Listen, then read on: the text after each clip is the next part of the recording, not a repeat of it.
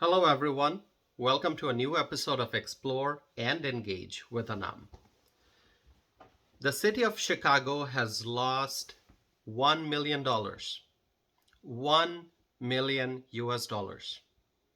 You may be wondering, how did that happen? How can a city lose $1 million? $1 million, that sum is so big. It's not something that just carelessly falls out of someone's pocket. And the city of Chicago has no pocket that $1 million can just roll out of. And $1 million is not pocket change that one can afford to lose. It's a lot of money. For a city like Chicago, for a city that's facing many financial problems, losing $1 million is not a small issue. Imagine all the things that the city could do with $1 million. Now the question is, how exactly did the city lose $1 million? My friends, remember that the city of Chicago planned to create a migrant camp in Brighton Park. The camp would house up to 2,000 migrants. But the plan did not reach completion. The construction was stopped because of environmental issues with the site. However, the city of Chicago had already spent $1 million to convert the lot into a migrant shelter. And in the process, the city lost close to $1 million. To be exact, here's the dollar amount that has been reported. $985,621.21 to be exact. That's the dollar figure that's being reported. It's close to $1 million. According to news reports, this was a controversial project, this migrant camp in Brighton Park. No doubt, it was a controversial project. The residents from the area strongly opposed the construction of the migrant camp in Brighton Park. But the city of Chicago disregarded the concerns and went forward to start construction. And then the project was shut down.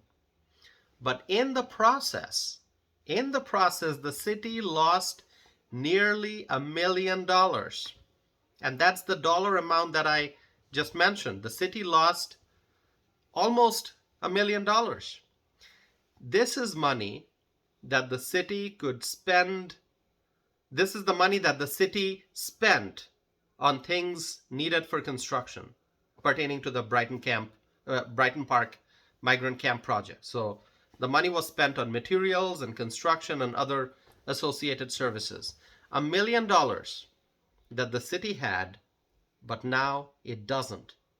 And that's because of poor decision making and because the city acted against the will of the people. Let me emphasize again, residents from the Brighton Park area expressed their strong opposition regarding this project.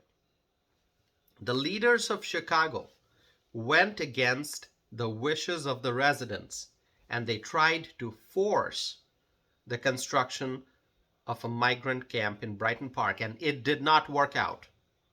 But in the process, the city lost nearly $1 million. In fact, the loss will be felt by the people of Chicago. This sum of close to $1 million, it's taxpayer money. The taxpayer lost nearly $1 million. People elect leaders to govern, but governing doesn't mean that the elected officials will do whatever they want. They are accountable. The elected officials are accountable. They have to be transparent. And transparency is what is missing in the city of Chicago.